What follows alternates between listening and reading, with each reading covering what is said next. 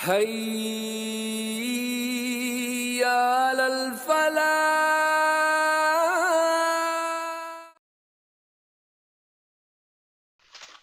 الحمد لله رب العالمين والصلاة والسلام على سيد الأنبياء والمرسلين وعلى آله وأصحابه أجمعين أما بعد فأعوذ بالله من الشيطان الرجيم بسم الله آپ کی الرحمن مائک آف ہو گئی ہے شاید. الرحيم نہیں ٹھیک ہے سوری.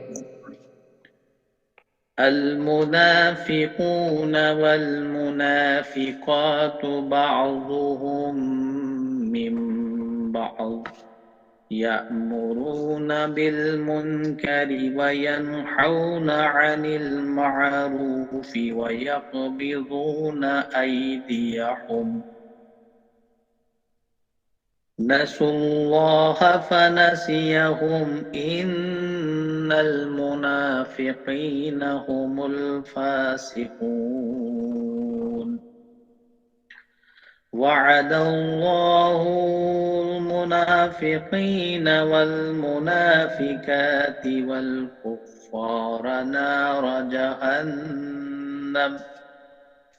والكفار نار جهنم خالدين فيها هي حسبهم ولعنهم الله ولهم عذاب مقيم.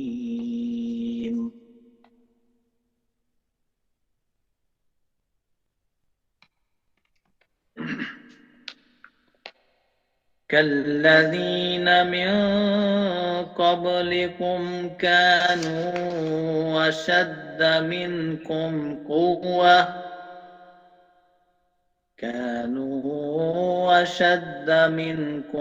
قوة وأكثر أموالا وأولادا فاستمتعوا بخلاقهم فاستمتعتم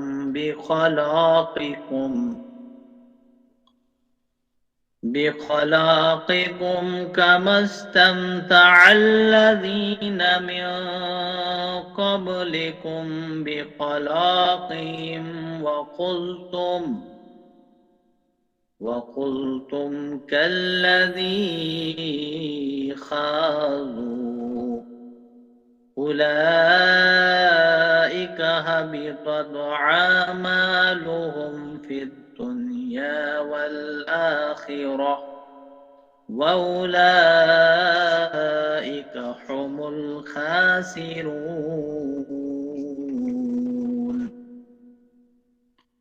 ألم يأتهم نبأ الذين من قبلهم قوم نوح وعاد وثمود وقوم إبراهيم وأصحاب مدين والمؤتفكات أتتهم رسلهم بالبينات فما كان الله ليظلمهم ولكن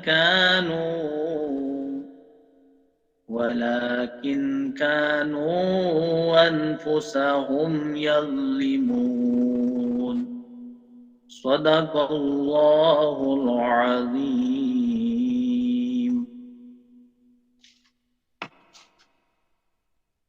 معزز و مکرم ناظرین و ناظرات،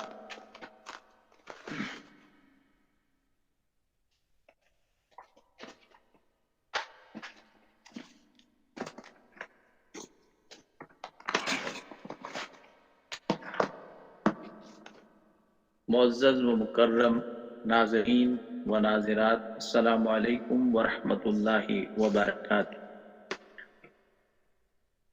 رکو نمبر 9 سورۃ التوبہ، اس کا آدھا حصہ آپ کے سامنے آج تلاوت کیا گیا اور اس کی مختصراً سی تفسیر جو ہے آپ کے سامنے بیان کرنے کی کوشش کی جائے گی انشاءاللہ۔ اس رکوع مبارکہ میں منافقین اور مومنین کی تصویر کشی کی گئی ہے۔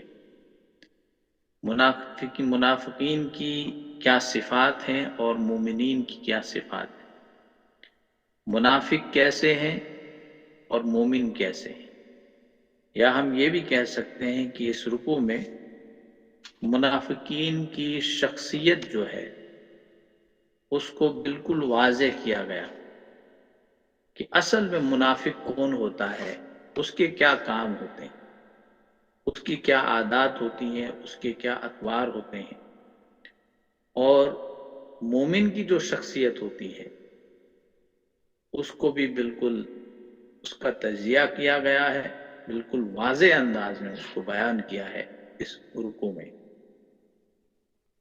تو اللہ تعالیٰ جو ہے، اب آئیں گے ہم اس رکوع کی پہلی آیت جو ہے آیت نمبر 67۔ اللہ تعالیٰ فرماتے ہیں المنافقون والمنافقات بعضهم من بعض، المنافقون منافق مرد، والمنافقات اور منافق عورتیں، اور اسی رکوع مبارکہ میں آیت نمبر جو ہے 71 اس میں آیا ہے والمؤمنون والمؤمنات، یہاں پر آیا ہے المنافقون والمنافقات، منافق مرد اور منافق عورتیں، بعضهم من بعض، بعض ان کے بعض میں سے ہیں، مطلب وہ ایک دوسرے میں سے ہیں، وہ سب ایک دوسرے میں سے ہیں، ان کا آپس میں ایک گٹھ جوڑ ہے، اندر سے یہ سب ایک ہے۔ یأمرون بالمنکر، وہ حکم دیتے ہیں برائی کا، وینہون عن المعروف، اور وہ منع کرتے ہیں بھلائی سے۔ تو قرآن مجید فرماتا ہے منافقین کے حوالے سے کہ اگرچہ انہوں نے ظاہری شکل و صورت مسلمانوں کی سی بنائی ہوئی ہے اور بڑے سادہ لوگ اور شریف النفس قسم کے لوگ تمہیں دیکھتے ہیں، کہ نبی اکرم صلی اللہ علیہ وسلم کو فرمایا جا رہا ہے، ان کے ذریعے سے پورے صحابہ کو یہ بات باور کرائی جا رہی ہے کہ منافقین سے کہیں دھوکہ نہ کھانا ہے، کیونکہ اس سے پہلے والے رکوع میں ہم پڑھ چکے ہیں کہ اللہ تعالیٰ نے نبی اکرم صلی اللہ علیہ وسلم کو فرمایا کہ تم نے ان لوگوں کو کیوں اجازت، گویا کہ یہ فرمایا گیا یہ جو لوگ ظاہر داری لے کر سامنے آتے ہیں، ظاہری طور پر بڑے ہی نفیس قسم کی شخصیات سامنے لے کر آتی ہیں اور آپ کو دھوکہ دینے کی کوشش کرتی ہیں، کہیں ان کی ان لطیف حرکتوں سے دھوکہ نہ کھانا۔ تو قرآن مجید نے، اللہ تعالیٰ نے نبی اکرم صلی اللہ علیہ وسلم کو پہلے ہی خبردار کیا کہ منافق جو ہے یہ کس قسم کی روش اختیار کرتے ہیں، یہ کیسے ہوتے ہیں، ان سے کہیں دھوکہ نہ کھانا اور کہیں یہ مسلمان نقصان میں نہ پڑ جائے۔ اور پھر قرآن مجید نے یہ بھی کہا کہ اگر یہ آپ کے ساتھ کسی بھی جمعیت میں، کسی بھی محاذ میں شامل ہو جائیں گے، کسی جنگ میں یا کسی مقصد سے آپ نکلے ہوئے ہوں گے مدینہ سے باہر، تو ان کا جو ہے مدعا اور ان کا جو مقصد ہوتا ہے وہ صرف نقصان پہنچانا ہوتا ہے۔ تو گویا کہ یہاں پر فرمایا جا رہا ہے کہ یہ منافق عورتیں ہوں یا منافق مرد ہوں، ان کے نوجوان ہوں، ان کے بوڑھے ہوں، ان کی بوڑھیاں ہوں، ان کے مڈل ایجڈ ہوں، جو بھی ہوں، جس طرح جس کسی عمر میں بھی ہوں، تو یہ منافق جو ہوتا ہے یہ ایک دوسرے کے مشابہت رکھتے ہیں، یہ سیم ہوتے ہیں، ان میں کوئی ڈیفرنس نہیں ہوتا ہے۔ ان کا کام جو ہوتا ہے وہ یأمرون بالمنکر، وہ یہ برائیوں کی تلقین کرتے ہیں، یہ بدی کا حکم دیتے ہیں، وینہون عن المنکر، اور نیکی سے روکتے ہیں۔ گویا کہ اللہ کے احکام کے خلاف یہ لوگ امر بالمنکر و نہی عن المعروف کی پالیسی اختیار کرتے ہیں۔ حالانکہ مومنین جو ہے وہ امر بالمعروف و نہی عن المنکر کا کام کرتے ہیں، ان کا جو کام ہے مومنین کے کام سے بالکل الٹ ہے۔ تو آج بھی یہ منافق اسی وقت اسی زمانے میں موجود نہیں، یہ ہر زمانے میں موجود تھے، آج بھی موجود ہیں۔ ایسا محسوس ہوتا ہے کہ شاید زیادہ اکثریت ان منافقین کی ہی جو ہے وہ موجود ہے ہمارے معاشرے میں، کیونکہ آئے دن جس قسم کی خصوصیات ہم اپنی شخصیت میں ان کو ارتقا بخشتے ہیں، ان کی آبیاری کرتے ہیں، وہ تو منافقانہ خصائل ہیں، منافقانہ اوصاف ہیں۔ جھوٹ ہم بولتے ہیں، امانت میں خیانت ہم کرتے ہیں، وعدہ برخلافی ہم کرتے ہیں۔ نبی رحمت صلی اللہ علیہ وسلم نے فرمایا جب کسی شخص میں تم تین یہ باتیں پاؤ تو وہ منافق ہے۔ نمبر 1 جب بولے جھوٹ بولے، نمبر 2 امانت میں خیانت کرے، اور نمبر 3 جب وعدہ کرے وعدہ پورا نہیں کرے۔ تو ہم میں سے اکثر یہ جو ہے ایسا لگتا ہے کہ ہم ان کاموں میں ملوث ہیں۔ اللہ تعالیٰ ہمیں بچائے۔ منافقین کے لیے اللہ تعالیٰ نے سخت دردناک عذاب رکھا ہے، جہنم کی سب سے نچلی تہہ میں ان کو ڈالا جائے، سب سے نچلی تہہ میں ان کو ڈالا جائے۔ تو منافق جو ہوتا ہے یہ سوسائٹی میں ایسے کام مطلب ایسے گھناؤنے حرکات کا آغاز کرتا ہے جو سوسائٹی نے اس سے پہلے نہیں دیکھے ہوتے۔ دھوکہ دہی اور اکثریت کو نقصان پہنچانے کی روش منافقین کی ہوتی۔ آپ دیکھ سکتے ہیں عبداللہ بن ابی بن سلول جو ہے اس کی روش کیا تھی، ہر جگہ ہر لمحہ جو ہے مسلمانوں کو نقصان پہنچا۔ اس کے بعد بھی تاریخ اسلامی میں آپ دیکھیں گے منافقین کی اکثریت نے مسلمانوں کو نقصان پہنچایا۔ اور سقوط بغداد ہوا منافقین کی وجہ سے، جو اپنے آپ کو مسلمان کہتے تھے، لیکن انہوں نے جو ہے وہاں سے چنگیز خان کے ساتھ اس کے فرزند جو تھا وہ ہلاکو خان کے ساتھ انہوں نے ساز باز کر کے مسلمانوں کا جو ہے تہس نہس کرا دیا۔ کس لالچ میں؟ پہلے تو ایک طرف خلیفہ کے وفادار بنے ہوئے تھے، لیکن دوسری طرف سے اندر ہی اندر سے ان کی ساز باز جاری تھی، ساری تھی۔ یہاں آپ دیکھیں گے مسلمانوں میں تفریق جو ہے، اگرچہ کہ منافقانہ روش جو ہوتی ہے یہ گویا کہ اصل میں کفر کی وجہ سے ہی ہوتی ہے، کیونکہ ان کی زبان پہ اسلام ہوتا ہے لیکن ان کے دل اسلام سے خالی ہوتے ہیں۔ عقیدہ کے طور پر یہ بالکل مومن نہیں ہوتے ہیں، عقیدہ کے طور پر یہ کافروں سے بھی بدتر ہوتے ہیں، کیونکہ انہوں نے دوہرا پن اختیار کیا ہوتا ہے۔ تو اگر آپ دیکھیں گے مسلمانوں میں جب بھی کوئی تفریق ہوئی ہے یہ منافقین کی وجہ سے ہوئی ہے۔ اگر دور جدید میں نظر دوڑائی جائے گی یہ منافقین کی وجہ سے ہوا۔ اپنی تاریخ کو ہم اٹھا کے دیکھ لیں گے، جب بھی مسلمانوں کی جمعیت کو، مسلمانوں کے معاشرے کو، مسلمانوں کی سوسائٹی کو، امت مسلمہ کو بحیثیت مجموعی کوئی نقصان پہنچا ہے تو منافقین کی وجہ سے۔ منافقین کے اندر خیر کا ایک جز بھی پایا نہیں جاتا ہے، ان کے اندر خیر کا جذبہ ہے ہی نہیں، وہ خیر کا جذبہ ان کے اندر مر جاتا ہے۔ دیکھیے کافر مشرک اگر ہے وہ سامنے کہتا ہے میں مشرک ہوں، انا من المشرکین، میں مشرکوں میں سے ہوں۔ اور منافق جو ہے، اب مشرک کا یہ معاملہ ہوتا ہے کہ اس نے آمنے سامنے آ کر جو بھی کچھ کرنا ہے وہ آمنے سامنے آ کر۔ منافق کیا کرتا ہے؟ اس کا معاملہ بڑا سخت اور بڑا گمبھیر ہوتا ہے۔ یہ گویا کہ مارے آستین جو ہے یہ سانپ کی مانند ہوتا ہے۔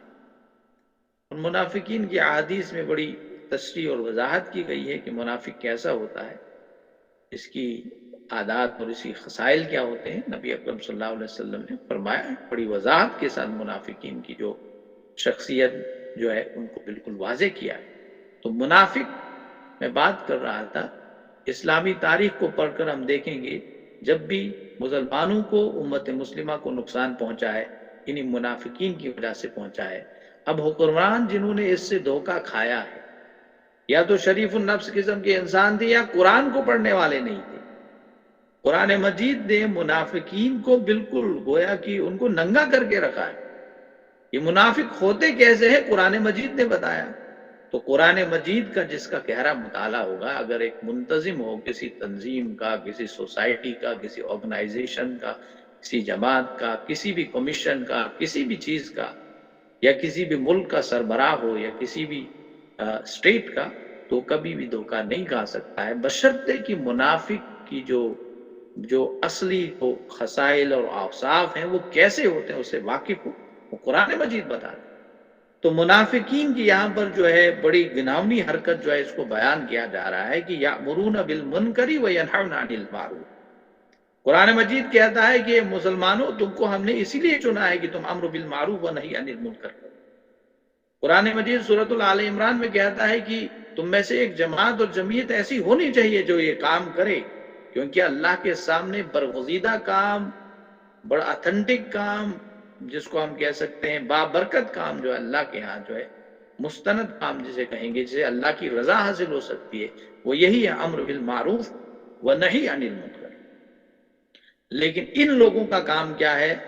وہ یأمرون بالمنکر وینہون عن المعروف کرتے ہیں، امر بالمنکر و نہی عن المعروف کی پالیسی پر جو ہے وہ عمل پیرا ہوتے ہیں، اور دوسروں سے ہمدردیاں جتانے کی کوشش کرتے ہیں، ان کو اسلام سے، ان کو خیر سے، ان کو برکت سے دور کرنے کی کوشش کرتے ہیں، اور ان کو یہاں وہاں کہتے ہیں کہ یہ اسلام جو ہے اگر اس میں پڑھو گے ضائع ہو جاؤ گے، تمہاری شخصیات ضائع ہو جائیں گی۔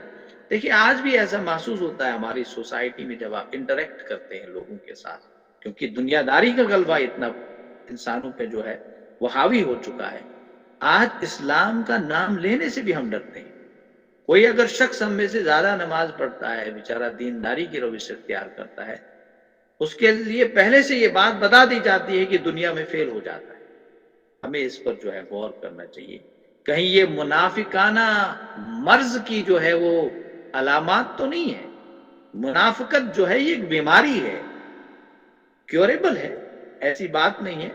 جتنی بھی روحانی بیماریاں ہیں وہ سب کیوریبل ہیں، انکیوریبل کوئی نہیں کہ ایسی ڈیزیز جو ہے وہ ہمیشہ ہمیشہ کے لیے رہے۔ کیور کرنے کے لیے اللہ تعالیٰ نے ایک نسخہ کیمیا جو ہے رکھا ہے، وہ توبۃ النصوحہ کر کے جو ہے پھر ندامت جو ہے نادم ہو کر اللہ کے سامنے جو ہے وہ گڑ گڑائے اور اللہ کی طرف پلٹ آئے، تو یہ جو منافقت کی بیماری ہے وہ ختم ہو سکتی ہے۔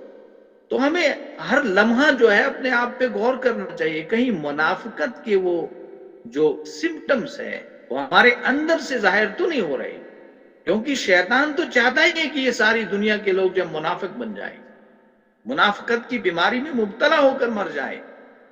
قرآن مجید کہتا ہے کہ جب دی ولا تموتن الا وانتم مسلمون، شیطان کہتا ہے الا انتم منافقون، جب انہیں موت آئے منافق مرے، کافر مرے، مشرک مرے، جو کچھ بھی مر رہا ہے، مسلمان نہیں مرنے چاہیے، مومن نہیں مرنے چاہیے، تو کیونکہ مومن اور ایمان سے اسے بڑی دشمنی ہے۔ تو اللہ تعالیٰ فرماتے ہیں یہاں پر کہ یہ جو منافق لوگ ہیں وہ یہی کرتے ہیں، یأمرون بالمنکر وینہون عن المعروف ویقبضون ایدیہم، اپنے ہاتھوں کو بند رکھتے ہیں، اللہ کی راہ میں خرچ نہیں کرتے ہیں۔ منافق بڑے دل کے بڑے کھلے ہوتے ہیں، ان کا سینہ جو ہوتا ہے بڑا وسیع ہوتا ہے، وہ ہمدرد انسان ہوتے ہیں، بخیل نہیں ہوتے۔ انہیں یہ یقین ہوتا ہے کہ ان کا ایمان یہ ہوتا ہے کہ یہ سب چیزیں اللہ کی طرف سے ملی ہوئی ہیں، یہ سب نعمتیں ہمیں اللہ سے حاصل کی ہوئی ہیں۔ اللہ تعالیٰ نے ہمیں اس دنیا میں بھیجا ہے تاکہ ہم جو نعمت حاصل کر چکے ہیں اللہ کا شکر ادا کریں اور ہم اللہ کے راستے میں اس کو خرچ کریں۔ یہی تو آزمائش ہے، کیونکہ اللہ تعالیٰ نے انسان کی فطرت میں حرص رکھا ہے، طمع رکھا ہے، لالچ رکھا ہے، کنجوسی بھی رکھی ہے۔ انہی تمام اوصاف اور انہی تمام خصوصیات کے تناظر میں انسان کو اللہ تعالیٰ جو ہے وہ آزماتا ہے۔ انسان کی شخصیت کی تنظیم ہی اللہ نے کچھ ایسی کی ہے، مختلف اوصاف کا مالک بنایا ہوا ہے اللہ تعالیٰ نے انسان، اور ان تمام اوصاف کے تناظر میں، ان کی بیک گراؤنڈ میں، ان کو مد نظر رکھتے ہوئے انسان کو آزمایا جاتا ہے۔ اب انسان کو لالچ بھی ہے، انسان کبھی یہ نہیں چاہتا ہے کہ میں پیسہ خرچ کروں اللہ کے لیے۔ اللہ مطالبہ کرتا ہے تم نے میری عبادت کرنی ہے، تم نے میرے راستے میں خرچ کرنا ہے، میں نے تمہیں دنیا میں اسی لیے بھیجا ہے تاکہ تمہاری آزمائش کی جائے گی ایک ایک ذرے کے ذریعے سے، ایک ایک سانس جو تم لیتے ہو اس کے ذریعے سے تمہیں آزمایا جائے گا، ایک ایک زبان پہ جو کلمہ ادا کرنے کی تمہیں طاقت اور سکت ہے اس طاقت اور قوت کے ذریعے سے تم آزمایا جائے گا. اس آنکھ کے ذریعے سے تم دیکھتے جو ہے، اس کے ذریعے سے آزمایا جائے گا. جو تم اپنے ہاتھوں اور خون پسینے کی کمائی، خون پسینہ کر کے جو ہے کماتے ہو، اس کے خرچ کرنے کے ذریعے سے تمہیں آزمایا جائے گا. تو اللہ تعالیٰ آزماتا ہے. تو قرآن کہتا ہے وَيَقْبِضُونَ أَيْدِيَهُمْ. لیکن منافق کیا کرتا ہے؟ اب مومن یہ کرتا ہے وہ اللہ کے راستے میں اللہ کی رضا کے لیے سب چیزیں قربان کر دیتا ہے. منافق کیا کرتا ہے؟ وہ اپنے ہاتھ کو بند کر کے رکھتا ہے، وہ اللہ کے راستے میں خرچ نہیں کرتے. مفسرین نے لکھا اس کا مطلب یہ بھی ہے کہ وہ اپنے اللہ کے راستے میں اپنے ہاتھوں کو نہیں کھولتے ہیں اللہ کے لیے. اللہ کے راستے میں جو جدوجہد کرنی ہوتی ہے اس کے لیے وہ نہیں نکل پڑتے ہیں، اپنی قوتیں صرف نہیں کرتے ہیں. تو اس کا مطلب صرف یہ نہیں کہ اللہ کے راستے میں نہ وہ خرچ کرتے ہیں، نہ جسمانی نہ بدنی طور پر اللہ کے کام میں اپنے آپ کو شامل کرتے ہیں، نہیں کرتے. نسوا اللہ فنسیہم، انہوں نے اللہ کو بلا دیا. فنسیہم، تو اللہ نے انہیں بلا دیا. ان المنافقین هم الفاسقون، بے شک منافق ہی نافرمان ہیں. تو اللہ تعالیٰ فرماتے ہیں کہ انہوں نے اللہ کو بلا دیا، تو اللہ نے بھی انہیں نظر انداز کر دیا، اللہ نے بھی انہیں بلا دیا. دیکھیے ایک بات ہمیں یاد رکھنی چاہیے یہاں پر. اللہ تعالیٰ فرماتے ہیں نسوا اللہ فنسیہم، انہوں نے اللہ کو بلایا، ہم نے انہیں بلایا. اللہ بھول نہیں جاتا ہے، بلکہ جب بھی نسیہ جو ہے مطلب بھول جانے کی نسبت اللہ تعالیٰ کی طرف آتی ہے، کیونکہ اللہ تعالیٰ تو اس سے بالکل پاک ہے، اللہ کبھی بھولتا نہیں ہے. تو اللہ بھول نہیں جاتا ہے، بلکہ اس کا مطلب یہاں پر یہ ہوتا ہے جب بھی اللہ کی طرف بھول جانے کی نسبت ہوتی ہے، مطلب اللہ تعالیٰ انہیں نظر انداز کر دیتا ہے. اللہ تعالیٰ جو ہے کل آخرت میں اپنی رحمت کے سائے میں انہیں نہیں لے گا. اللہ تعالیٰ کی طرف سے کوئی لفٹ انہیں نہیں ملے گی. دیکھیے کوئی انسان جو ہے اس کے آپ سب کو انوائٹ کر کے لیتا ہے، وہاں پر ہر ایک انسان کی جو انویٹیز ہوتے ہیں، جو انوائٹڈ ہوتے ہیں، ان کی یہ خواہش ہوتی ہے کہ یہ جو آدمی ہے سربراہ جو گھر کا ہے، اس کا سلام کلام مجھے ملے، مجھے ریسپیکٹ ملنی چاہیے. اگر آپ انوائٹڈ ہیں، آپ چلے گئے وہاں پر، آپ کو کوئی لفٹ نہیں ملے گا، آپ اگنور کیے جائیں گے، تو آپ کو کتنا فیل ہوگا. تو کل اللہ کے دربار میں آخرت میں، کیونکہ سب انسانوں کو اللہ کے پاس جانا ہے، اور قرآن کہتا ہے سورۃ آل عمران میں اور مختلف مقامات پر اللہ تعالیٰ فرماتے ہیں وَلَا يُكَلِّمُهُمُ اللَّهُ وَلَا يَنظُرُ إِلَيْهِمْ يَوْمَ الْقِيَامَةِ. اللہ تعالیٰ نہ ان کے ساتھ کوئی بات کرے گا، نہ اللہ تعالیٰ ان کی طرف دیکھے گا. اللہ تعالیٰ جس کی بھی طرف دیکھے گا گویا کہ اللہ تعالیٰ کی رحمت اس پر جو ہے وہ لازم ہو گئی. تو اللہ تعالیٰ فرماتے ہیں قرآن میں یہ منافق لوگ جو ہیں، مشرک لوگ جو ہیں، کافر اور نافرمان لوگ جو ہوں گے، اللہ تعالیٰ نے ان سے کوئی بات کرے گا وہ چیخیں گے، چلائیں گے یا اللہ ہماری سن، لیکن اللہ تعالیٰ ان کو اگنور کیے کرتے جائے گا، کیونکہ اللہ کے احکامات کو انہوں نے دنیا میں اگنور کیا. جس طرح آج اللہ کے اسلام کو ہم اگنور کرتے ہیں اپنی زندگی کے ہر لمحے اور ہر موڑ پر، کون لمحہ اور کون زندگی کا ساتھ ہمیں گزرتا نہیں ہے جہاں ہم اسلام کو نظر انداز کیے ہوئے نہیں چلتے. جہاں پر بھی کچھ کرنا ہوتا ہے ہماری اپنی چلتی ہے، اللہ کی نہیں چلتی، اسلام کی نہیں چلتی ہے، دین کی نہیں چلتی ہے. ہمیں دنیا کے ساتھ اتنی محبت ہے کہ اسلام کو بھول گئے ہیں. جب اسلام کو ہم بھول جائیں گے اللہ تعالیٰ کل آخرت میں ہمیں اگنور کر دے گا. تو اللہ تعالیٰ فرماتے ہیں کہ منافقین نے دنیا داری کی محبت میں مبتلا ہو کر اللہ کے پیغام کو نظر انداز کیا، رسول اللہ صلی اللہ علیہ وسلم کی دعوت کو نظر انداز کیا، مذاق اڑایا. یہ نبی، یہ رسول ہمیں دعوت دے گا. کل تک جو ہے وہاں پر بھیڑ بکریاں چرانے والا شخص تھا، آج ہمیں دعوت دینے والا بڑا جو ہے کوئی برگزیدہ بن کر آیا. ہم اس کی دعوت قبول نہیں کرتے. تو انہوں نے اللہ کے پیغام کو، اللہ کے رسول کو نظر انداز کیا. تو اللہ تعالیٰ فرماتے ہیں ہم بھی ان کو کل آخرت میں نظر انداز کریں. تو ہمیں ہر معاملے میں اسلام کی پیروی کرنی چاہیے، اسلام کو کبھی نظر انداز نہیں کرنا چاہیے. اسلام کو نظر انداز کریں گے ہمیں بھی نظر انداز کر دیا جائے گا. ان المنافقین هم الفاسقون، یقیناً منافق ہی نافرمان ہے. اللہ تعالیٰ فرماتے ہیں اصل میں نافرمان یہی لوگ.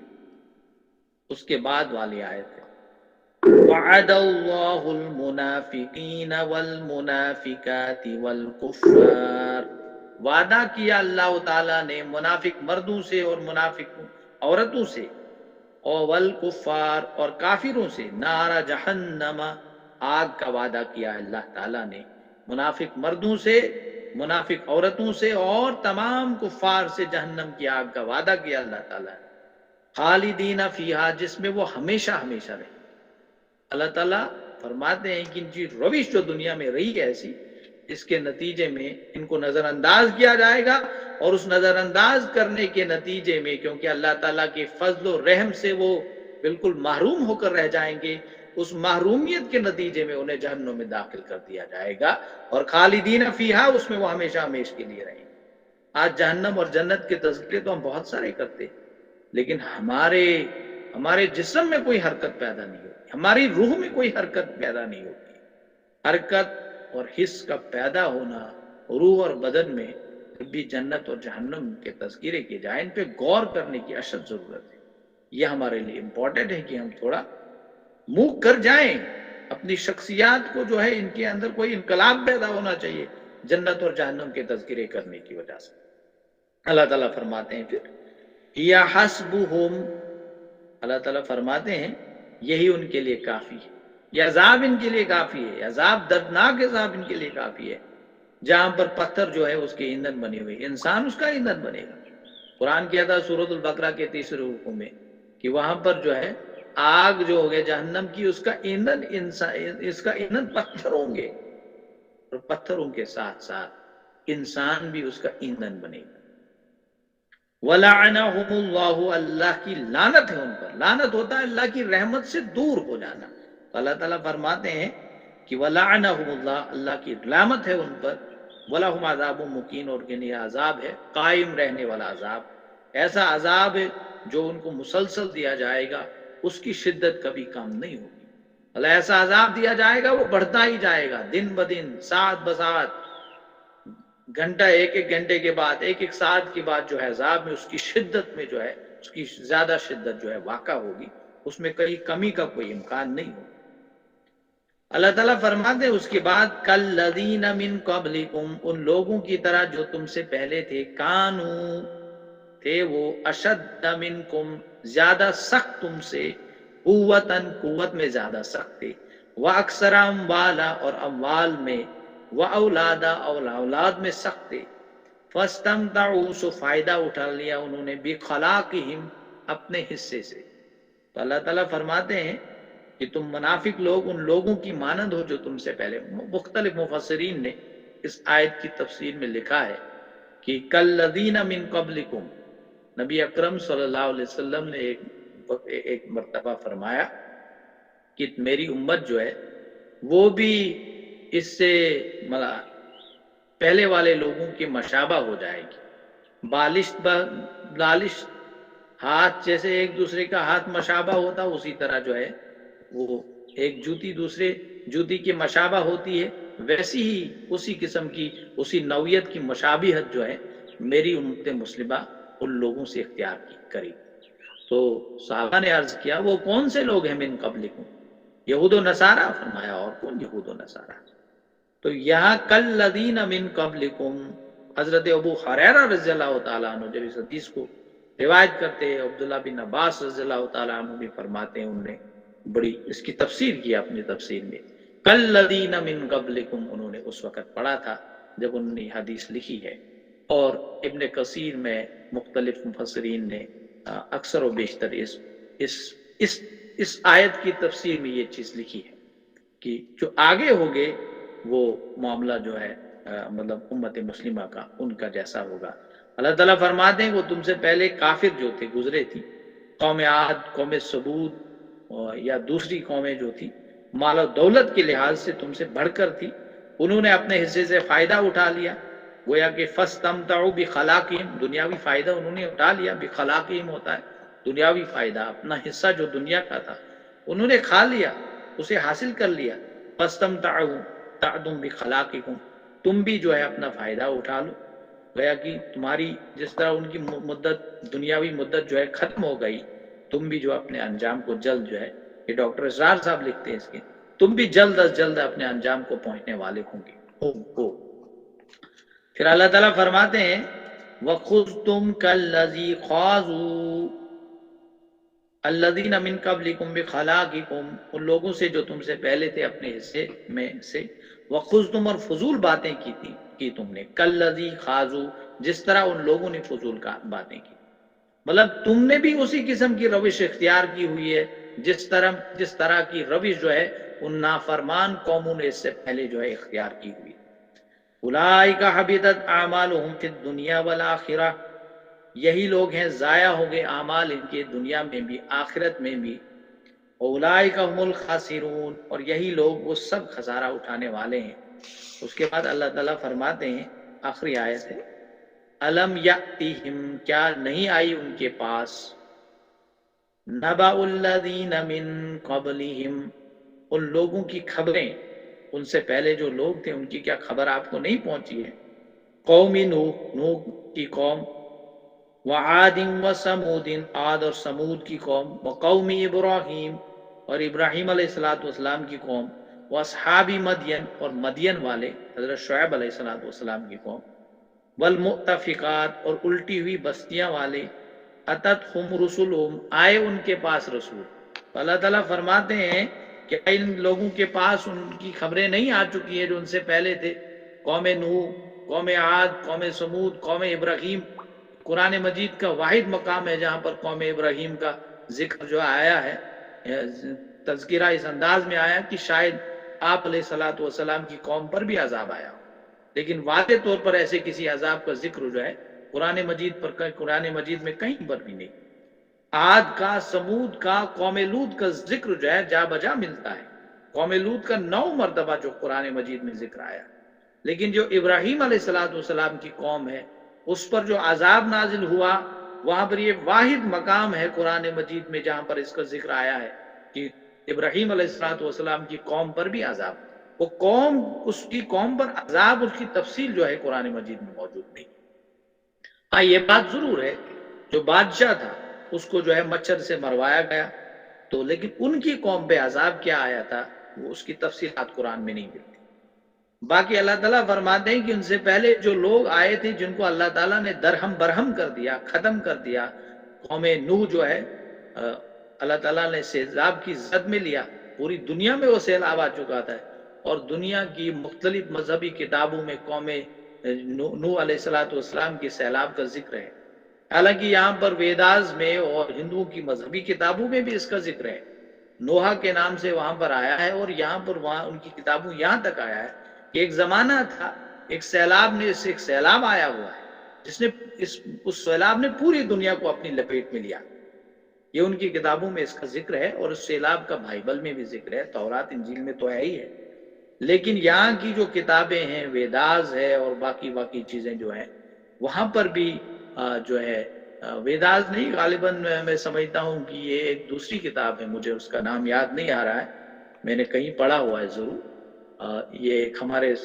وہ شمس نوید عثمانی صاحب انہوں نے کتاب لکھی ہے اب بھی نہ جاگے تو اس میں بڑی تفصیل کے ساتھ انہوں نے اس کا ذکر کیا ہے، وہ طارق عبداللہ صاحب ہیں، تو انہوں نے اس کا ذکر کیا ہوا ہے کہ بڑی ہندو مت کی کتابوں میں جو سملیرٹیز ہیں، اور بڑی تحقیق والی مطلب تحقیقی کتاب ہے، اس کا مطالعہ بڑا ضروری ہے، امپورٹنٹ ہے، لیکن مطالعہ کرتے وقت بعض چیزوں کو ملحوظ خاطر رکھا جانا ضروری ہے، بعض اوقات کچھ ایسی چیزیں بھی ہوتی ہیں اس سے اختلاف جو ہے بہت سارا ہے، اس کتاب میں اختلاف کی گنجائش ہے، لیکن ہم جو ہے اب اس میں بڑا کچھ ایسا بھی ہے جو ناقابل قبول ہے، جو قبول نہیں کیا جائے گا، ابھی وقت نہیں ہے، لیکن جس کو علم نہیں ہوگا، نالج نہیں ہوگا، تو ہم اس چیز کو پکڑ لیتے ہیں، پھر اس کی تقلید کرنا شروع کر دیتے ہیں، اس سے جو ہے بگڑ جانے کا خطرہ رہتا ہے، راستے سے ہٹ جانے کا خطرہ ہوتا ہے، جو جمہور کا راستہ ہے اس پہ رہنے میں ہی جو ہے بھلائی ہے،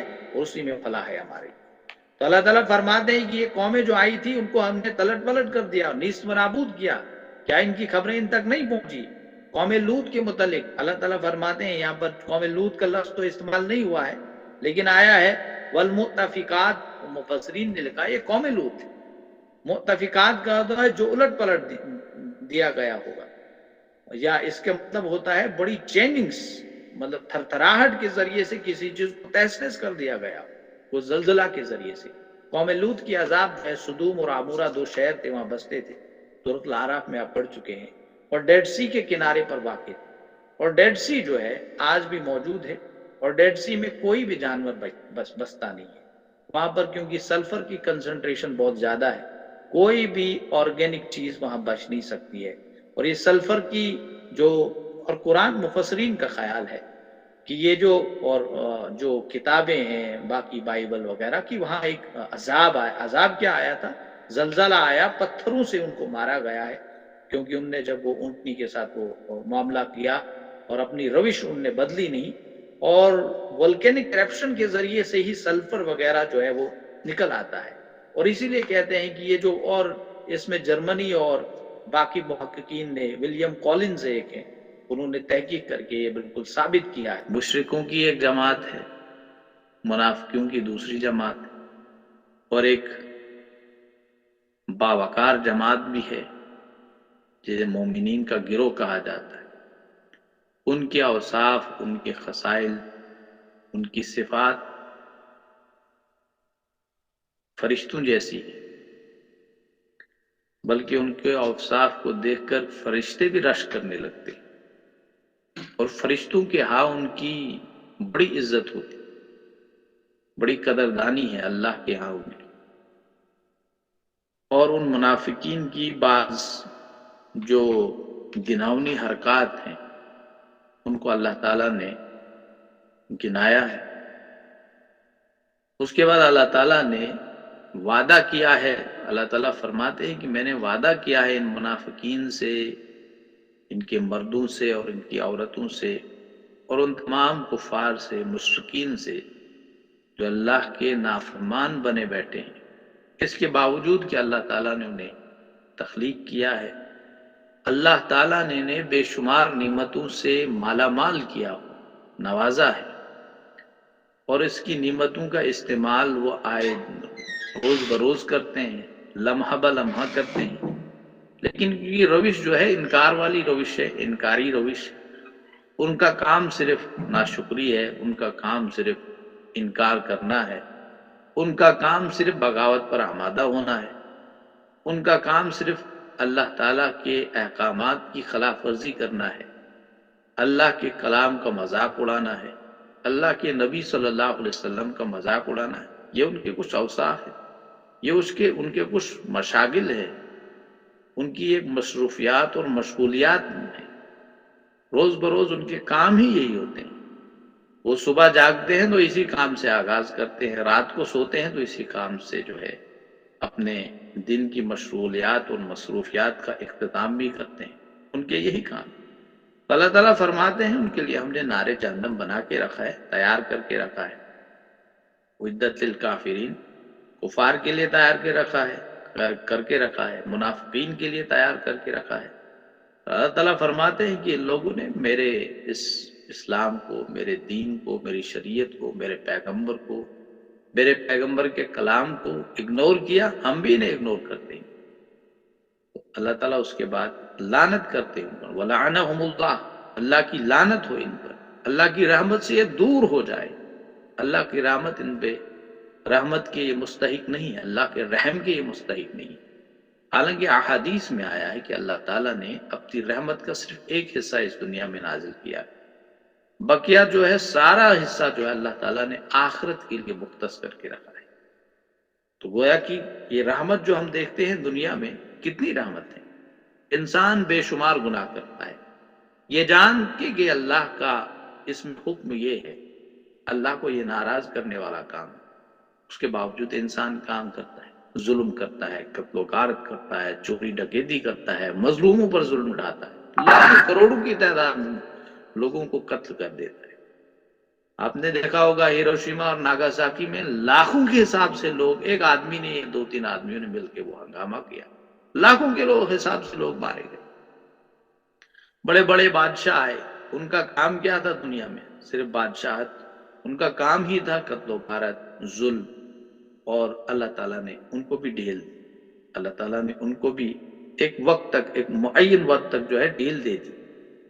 یہ سارا اس نے اللہ نے ڈیل کیوں دی؟ حکمت ہے اللہ کی، وہ بندے کو موقع دیتا ہے، ورنہ چاہتا اللہ تعالیٰ تلپٹ کر دیتا اسی وقت اس زمین کو، آسمان کو، قیامت برپا کر دیتا۔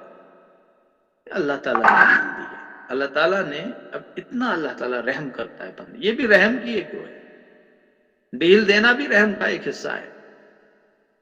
اللہ تعالیٰ دے رہا ہے تاکہ اس ڈیل کے ذریعے سے بندے کو موقع ملے کہ وہ واپس پلٹ کر اللہ کی طرف آئے۔ نہیں آتا ہے پھر تو اسے حساب چکتا جائے گا، اس کا حساب کیا جائے گا آخرت میں۔ اللہ تعالیٰ فرماتے ہیں لیکن کل آخرت میں جو انسان کی، نبی اکرم صلی اللہ علیہ وسلم سے فرمایا، پوچھا گیا، آپ صلی اللہ علیہ وسلم فرمایا کہ کوئی شخص اللہ تعالیٰ کے فضل و کرم کے بغیر جنت میں داخل نہیں ہوگا۔ گویا کہ اپنے اعمال کی بنیاد میں کوئی شخص بھی جنت میں داخل نہیں ہوگا۔ صحابہ نے عرض کیا رسول اللہ صلی اللہ علیہ وسلم کیا آپ بھی نہیں؟ نبی رحمت صلی اللہ علیہ وسلم فرمایا میں بھی۔ یا اللہ کی رحمت ہوگی، یا اللہ کا فضل ہوگا، کرم ہوگا، جس کے سبب میں جنت میں داخل کر دیا جاؤں گا۔ میرے کام، میرے اعمال وہاں کچھ مطلب ان کے ذریعے سے میں جنت میں داخل نہیں، میں بھی نہیں، رسول اللہ صلی اللہ علیہ وسلم۔ تو انسان کی ایک امید ہے، ایک توقع ہے، ایکسپیکٹیشن ہے اللہ تعالیٰ سے، کہ امید ہے کہ اللہ تعالیٰ وہاں پر اپنے دامن رحمت میں لے کر ہمیں معاف فرمائے گا۔ لیکن منافقین کے لیے وَلَعَنَهُمُ اللَّهُ، انہیں دور کر دیا جائے گا، انہیں بھگا دیا جائے گا، اللہ کی رحمت کے قریب نہیں آنے دیا جائے گا۔ اللہ کے دامن رحمت میں ان کی کوئی پناہ نہیں، کوئی پناہ گاہ ان کی وہاں پر نہیں، انہیں دور بھگا دیا جائے گا۔ تو ان کے لیے دور رہنے کا مطلب ہے انہیں عذاب مقیم میں جو ہے وَلَهُمْ عَذَابٌ مُقِيمٌ ڈال دیا جائے گا۔ اس کے بعد اللہ تعالیٰ فرماتے ہیں کیا تم نے اس سے پہلے کی جو اقوام سابقہ تھی، جو قومیں تھی، جن کے ساتھ اللہ تعالیٰ نے سخت والا معاملہ کیا، اس لیے کہ انہوں نے اللہ کی نافرمانی کی تھی، انہوں نے اللہ کے پیغمبروں کی تکذیب کی تھی، اللہ کی دعوت سے، اللہ کی طرف سے ملنے والی دعوت سے روگردانی کی تھی، پیٹھ موڑا تھا، منہ موڑا تھا اور پیٹھ اس کی طرف کیا، بھاگ رہے تھے اللہ کی دعوت سے، حالانکہ اللہ کے جو بھی پیغمبر ہوتے ہیں، نبی اکرم صلی اللہ علیہ وسلم کی حدیث مبارکہ ہے، آپ صلی اللہ علیہ وسلم نے فرمایا میری مثال ایسی ہے کہ ایک جگہ آگ ہے، بھڑکائی ہوئی آگ ہے، اور میں کھڑا ہوں، اور انسان پرندوں کی، پروانوں کی مانند جو اس آگ میں گرے جا رہے، اور میں وہاں پر ایک ایک کو ہاتھ سے پکڑ کر جو ہے اس آگ میں جانے سے بچا رہا ہوں۔ گویا کہ میں دنیا والوں کو جہنم میں جانے سے بچا رہا ہوں، رات دن میری محنت کا تقاضا ہی یہی ہے کہ میں ان کو بچاؤں جہنم سے۔ یہ رسول اللہ صلی اللہ علیہ وسلم کی دعوت، رات دن ہر حکمت، ہر طریقہ استعمال کرتے ہوئے نبی صلی اللہ علیہ وسلم رات دن، روز بروز، شب و روز جو ہے اسی دعوت کے کاموں میں مصروف کر رہے ہیں۔ کاش یہ دنیا والے عذاب جہنم سے بچ جائیں، لیکن انہیں ٹس سے مس ہوتا ہی نہیں، انہیں وہ چیز جو ہے وہ اثر انداز ان پر ہوتی ہی نہیں۔ تو ہر نبی کی دعوت جو ہوتی ہے اس کا خلاصہ ہی یہی ہوتا ہے کہ وہ اپنی قوم کو، اپنی امت کو عذاب جہنم سے بچائے، مقصد ہوتا ہے۔ تو جتنے بھی اقوام سابقہ تھے، پیغمبر آئے لیکن انہوں نے ان کی جو خلوص نیت تھی اس پہ شک کیا، تردد کا شکار ہوئے، شک و شبہ جو ہے وہ گرے رہے، ان کا انکار کیا، تو اللہ تعالیٰ نے انہیں عذاب دیا۔ میں نے کل بھی یہاں کچھ اقوام سابقہ کا، اہل سمود، قوم ابراہیم، اصحاب مدین، والمؤتفقات، مؤتفقات، میں نے کل کہا تھا کہ قوم ابراہیم علیہ السلام کا کہیں قرآن مجید میں کوئی ذکر نہیں، ان پہ عذاب آیا۔ یہ واحد ایک مقام ہے قرآن مجید میں جہاں پر قوم ابراہیم، قوم ابراہیم و اصحاب مدین والمؤتفقات، یہ واحد ایک مقام ہے جہاں پر عذاب دینے کا جو ہے گویا کہ ذکر ہے۔ اس کا مطلب عین یہی معنی، مطلب اندازہ لگایا جا سکتا ان پر بھی کسی نہ کسی نوعیت کا عذاب جو ہے اللہ کی طرف سے جو ہے وہ نازل ہوا تھا۔ اس کے بعد مؤتفقات، پلٹے جانے والے، جن کی بستیاں الٹ دی گئی، قوم عاد کے بارے میں بات ہو رہی تھی، حضرت صالح علیہ الصلوۃ والسلام جو ہے جن لوگوں کی طرف دعوت لے کر گئے، اور آج بھی ڈیڈ سی، کیونکہ سدوم اور عمورہ دو بستیاں تھیں، بڑے بڑے شہر تھے، ثقافتی مراکز تھے، وہ سویلائزیشن، سینٹر آف سویلائزیشن ان کو مانا جاتا تھا. اور یہ 1900 یہ 2015 میں یہ ایکسکیویشنز وہاں پر ہوئی. کیونکہ آپ کو معلوم ہونا چاہیے عرب لوگوں کو ان اقوام کیا یہ مطلب، حالانکہ بے شمار اقوام 1,24,000 پیغمبر آئے، سب کا ذکر جو ہے قرآن مجید میں نہیں ہے. ہو سکتا ہے یورپ کے دوسرے علاقوں میں بھی کچھ اقوام آئی ہوں، وہاں پر پیغمبر آئے، ہندوستان میں پیغمبر آیا ہو، جیسے کہ یہاں پر اب ان پیغمبروں کے متعلق جو انفارمیشن ہونی چاہیے تھی مستند، وہ ہمارے پاس نہیں ہے. اسی لیے تو مائیکل ہارٹ نے جو کتاب لکھی تھی 100، اور اس میں اپنے ہی پریفیس میں وہ اپنے جو شروعات کی ہے، اس نے اس کتاب میں لکھا ہے کہ میں نے اس کتاب میں ان لوگوں کو جگہ نہیں دی ہے جو اینونیمس ہوں، جو گمنام ہوں، جن کا ذکر نہیں ہو. ہاں نام سے تو موجود ہوں.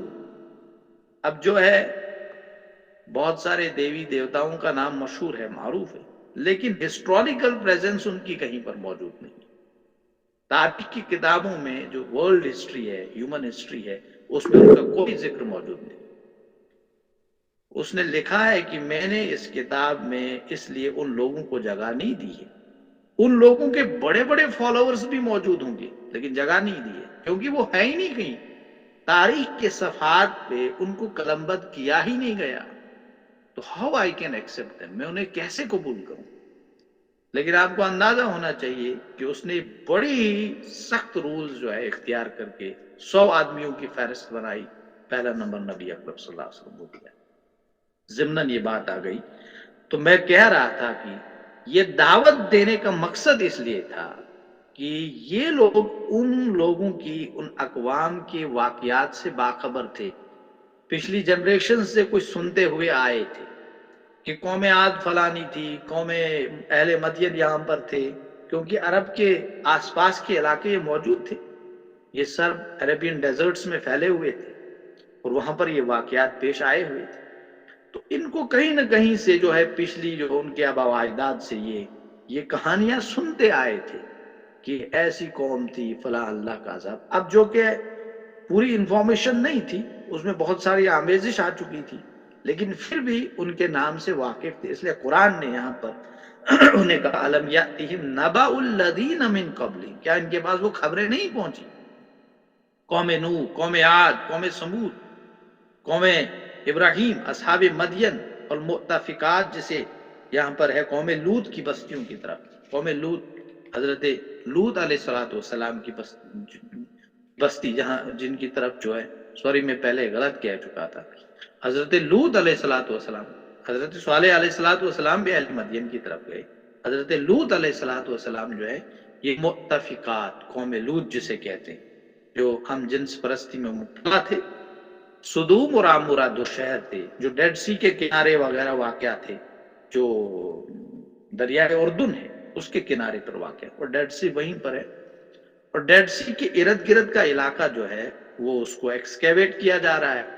اور ایکسکیویشن کے دوران کولنز جو ہے ایک بہت بڑا یہ مطلب وہاں آرکیولوجسٹ تھا، اس نے کہا ہے کہ ہمارا یہ ماننا ہے، ہماری تحقیق سے یہ بات ثابت ہوتی ہے، یہ دونوں شہر جو یہاں پر تھے ایک زمانے میں یہ علاقہ بڑا پھلتا پھولتا ہوا تھا اور بزنس ہب پوائنٹ تھے وہ دونوں. آپ کو معلوم تفسیر میں یہ ساری باتیں مولانا مودودی رحمۃ اللہ علیہ نے سورۃ الاعراف میں لکھا ہے کہ بزنس کے اعتبار سے بڑے معروف شہر تھے یہ، کیونکہ یہ مطلب وہاں راستے پہ آتے تھے، لوگوں کا آنا جانا وہاں سے بہت زیادہ تھا، بڑی زبردست وہاں پر تجارت جو ہے وہ چمکتی دمکتی ہوئی تجارت لوگ کرتے تھے. لیکن یہ کولنز صاحب کہتے ہیں، ولیم کولنز، یہ کہتے ہیں کہ یہاں پر ہمیں کچھ ایسے آثارات ملتے ہیں کہ یہاں پر زندگی کا یک لخت خاتمہ ہوتا ہے، سڈن، اچانک خاتمہ ہوتا. اچانک کا مطلب ہے یہاں زلزلہ آیا ہو، تو زلزلے کی وجہ سے ہی الٹ پلٹ جو ہوتا ہے کسی جگہ زمین کا ہوتا ہے، اور ایک بہت بڑا رفٹ بن گیا، ایک جسے آپ کہتے ہیں خلیج جیسی بن گئی. جب زلزلہ آتا ہے زمین پھٹنے لگتی ہے، تو یہ کہتے ہیں، انہوں نے کہا ہے کہ یہ جو وہاں پر ڈیڈ سی ہے یہ اسی کا مطلب یہ سطح جو سمندر کی سطح جو ہے اس سے 80، مجھے پورا یاد نہیں ہے، بہت میٹر نیچے ہے، مطلب سمندر کی سطح سے نیچے ہے۔ ایسے آپ دیکھیں کتنی الٹیٹیوڈ پر سطح سمندر سے اتنا کوئی پہاڑ اونچا ہے، لیکن ڈیڈ سی نیچے کی طرف ہے۔ اور وہ یہ کہتے ہیں کہ یہاں پورا خدشہ اس بات کا ہے کہ یہاں وولکینک ایرپشنز ہوئے ہیں، سخت زلزلہ آیا ہوا ہے اور زمین پھٹ گئی ہے، اور یہ سارا جو ہے اس میں پانی، یہ جو ساری وولکینک جو بھی ایرپشنز کے ذریعے سے وہ لاوا شوا جو ہے وہ سب اس میں آیا ہے، اور وہاں پر سلفر کی، جیسے کہ میں کل بھی ذکر کیا تھا، کنسنٹریشن زیادہ ہے، اور وہاں سے وہیں پر کوئی جو ہے چیز مطلب جاندار نہیں بھائی۔ اب آتے ہیں ہم آیات کی طرف۔ اللہ تعالیٰ فرماتے ہیں کہ والمؤمنون والمؤمنات، مومن مرد اور مومن عورتیں، بعضهم اولیاء بعض ان کے دوست ہیں بعض کے، مطلب ایک دوسرے کے ساتھی ہیں، یہ مومن مرد اور مومن عورتیں ایک دوسرے کے رفیق ہیں، ایک دوسرے کے قریبی ہیں، ایک دوسرے کے دوست ہیں۔ یأمرون بالمعروف وینہون عن المنکر، ان کا کام کیا ہے؟ یہ نیکی کا حکم دیتے ہیں، برائیوں سے بچاتے ہیں۔ اور تیسرا کام کیا ہے؟ وَيُقِيمُونَ الصَّلَاةَ، اور نماز قائم کرتے ہیں، وَيُؤْتُونَ الزَّكَاةَ، اور زکوٰۃ ادا کرتے ہیں۔ اب دیکھیں منافقین کے جو کام تھے اس کی بالکل ضد مومنین کے کام۔ ایک تو یہ ہے منافقین کا کام یہ تھا کہ وہ معروف کا حکم نہیں دیتے تھے، بلکہ یأمرون بالمنکر وینہون عن المعروف، اور مسلمانوں کا، مومنین کا یہ ہے مطلب کام ہے کہ وہ یأمرون بالمعروف وینہون عن المنکر ویقیمون الصلاۃ، اور منافقین کی ایک خصلت ہے، جب بھی وہ قاموا کسالى، جب بھی نماز کی طرف ان کو بلایا جاتا ہے آتے ہیں، وَإِذَا قَامُوا كُسَالَىٰ، تو جب بھی نماز کی طرف انہیں بلایا جاتا ہے بڑی سستی کے ساتھ، کاہلی کے ساتھ، ایسا لگتا ہے یہ مجبور ہے کہ کہیں لوگ باتیں نہ کریں ان کے لیے، یہ لوگ بے نمازی ہے۔ ہمارا بھی ایسا معاملہ تو نہیں ہے کہیں، ہم بھی مسجد میں جاتے ہیں، لوگ کہیں گے یہ بے نمازی آدمی ہے، پھر ایسا ہوتا ہے کہ ہم ڈرتے ہی نہیں کسی سے، لوگوں کو کہنے تو ہمیں کیا ہے نماز ادا کرنے سے، ہم گھر میں نماز ادا کریں، جہاں کریں یا نہ کریں، ہم لوگوں سے نہیں ڈرتے ہیں۔ اللہ کے سامنے دل صاف ہونا چاہیے۔ ایک بات ہمیں ذہن نشین کرنی چاہیے، یہ روش بھی منافقوں کی روش ہے، کیونکہ تکبر کرنا منافقوں کا کام ہے، ہم تو تکبر کرتے ہیں نا۔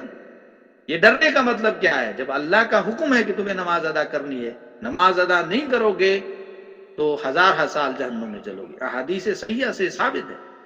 گویا کہ تم اللہ سے بھی نہیں ڈرتے ہو۔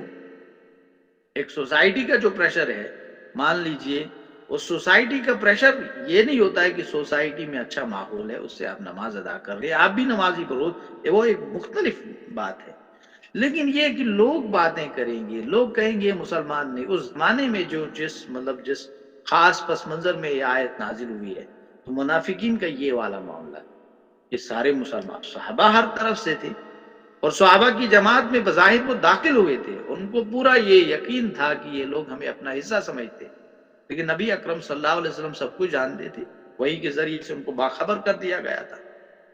تو وہ ان سارے، جب بھی نماز کے لیے ان کو بلایا جاتا، سستی، کاہلی، مجبوری، جیسے انہیں کوئی ہانکے لے جا رہا ہے وہاں کی طرف، ایسے نماز ادا کرتے، لیکن مومنین کا یہ شبہ نہیں تھا۔ جب اذان ہوتی، اور مومن کا تو یہ ہے، اللہ تعالیٰ ہمیں اس قسم کی روش اختیار کرنے کی توفیق عطا فرمائے۔ آپ صلی اللہ علیہ وسلم نے فرمایا کہ مومن جو ہے، ایک مومن کی یہ صفت ہے، وہ ایک نماز کے بعد دوسری نماز کا انتظار کرتا ہے، اس کو لیے کل اس کے لیے خاص رحمت کی جو ہے سائے رحمت میں اللہ تعالیٰ کے ہاں پناہگاہ ملے گی، اللہ کے ہاں عرش کے سائے میں وہ شخص ہوگا۔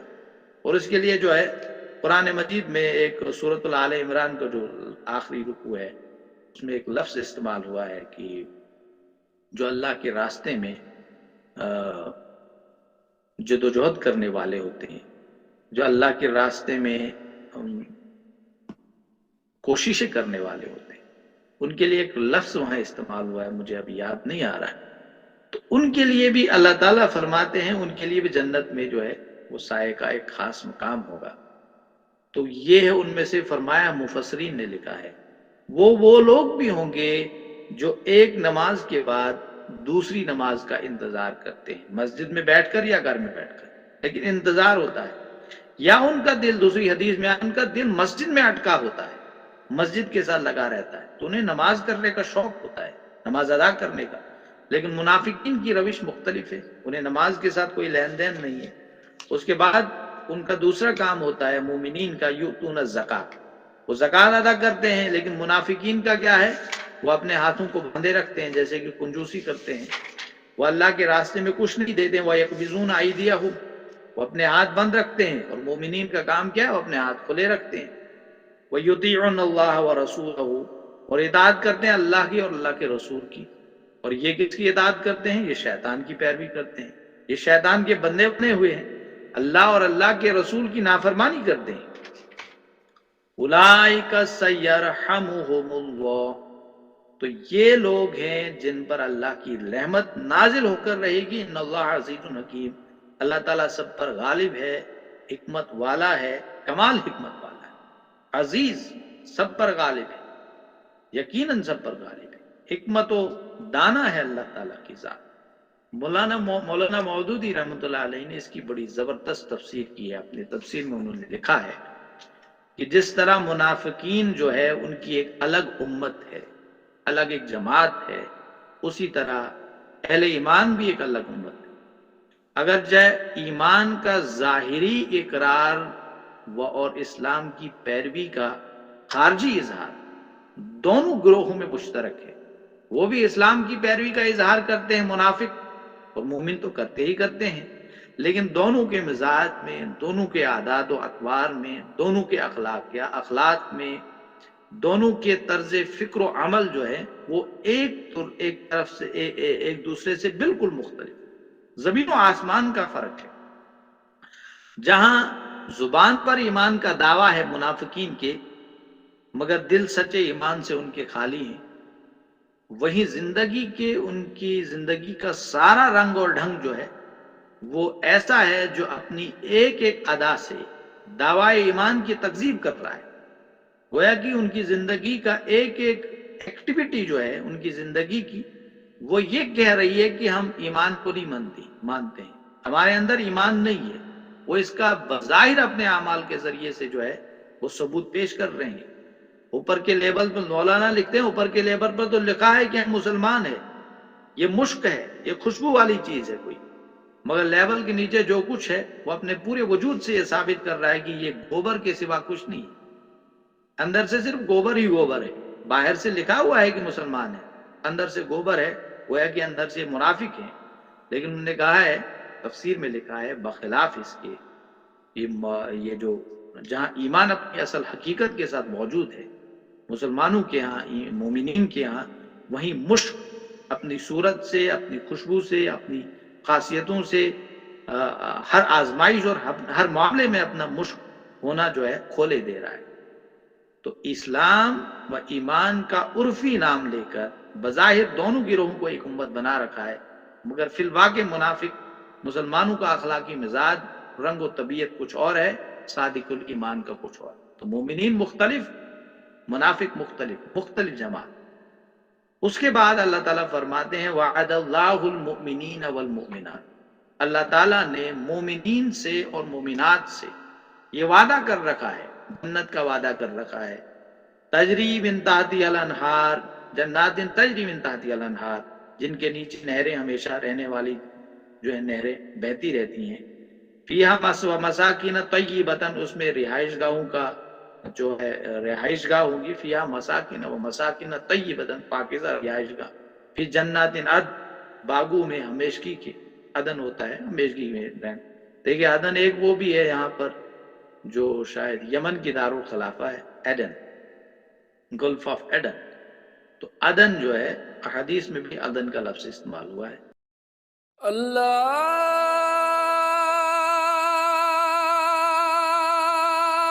اکبر، اللہ